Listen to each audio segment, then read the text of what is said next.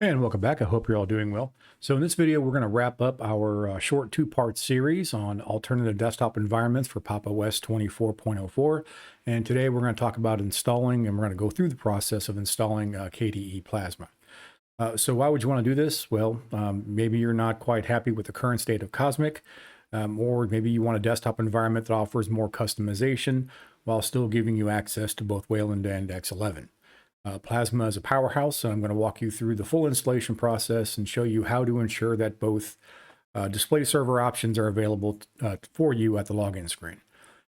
So originally, I was going to do this with one big video combining the GNOME and the KDE installations together, but I decided to make it a two-parter to sort of keep both videos rather short.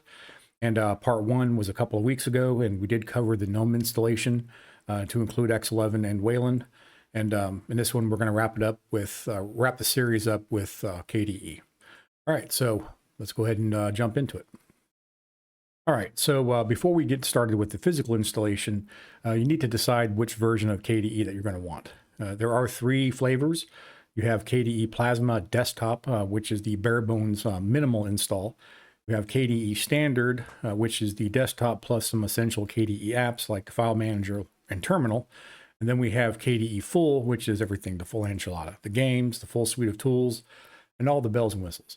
So for this guide, we're going to go with the full install to make sure we don't miss any features. All right, now we can go ahead and jump into the physical installation. And as you can see, I have a virtual machine already set up and ready to go. This is a fresh install of Pop! OS 24.04. So let's go ahead and hop right into it. All right, so let's go and open up a terminal. And I'll go ahead and expand this out to full screen. Let's blow up the font so we can actually see what's going on. And the first thing we need to do is do a sudo apt update and then hit enter, put in our password and wait for that to finish. All right, easy enough. Let's go ahead and clear this out. Now, since we're doing the full install, and I do want to include Wayland in this as well.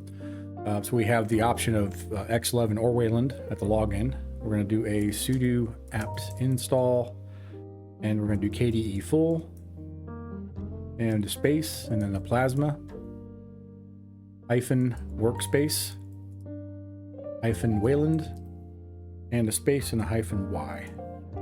Now we'll go ahead and hit enter, and this is going to take quite some time, so I'm going to go ahead and step away, and I'll go ahead and speed this up for time's sake. All right, so during the installation process, you'll be asked to choose a display manager. Now, if we're installing GNOME, I'd recommend GDM3 because it's purpose-built for GNOME. It shares the same code as GNOME's lock screen, handles Wayland sessions exactly how GNOME expects, and keeps your power management, user switching, and session handling completely seamless. It's all about that tight integration. But for this KDE install, you'll likely see a choice between Cosmic Greeter and SDDM. While SDDM is KDE's native login manager with full Plasma theme support, I actually recommend sticking with the Cosmic Greeter on Pop! OS. Why? Because it's what Pop! Is built and tested around. It integrates cleanly with Pop! System's system services and recovery tools without all the quirks that you sometimes hit when mixing display managers into Pop's stack. You'll get the full KDE Plasma experience once you log in, just without fighting the distro's underlying infrastructure. It keeps that polished Pop feel right from the boot, and you avoid potential edge case weirdness down the road. All right, so we're going to go ahead and hit Tab, and then hit OK, and we're going to go ahead and grab the Cosmic Greeter, hit Enter, and then we'll finish the installation, which will take a bit more time. So I'll go ahead and speed this up for time's sake.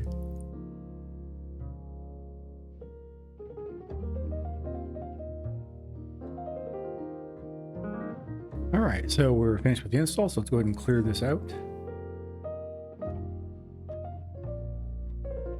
And let's do a reboot.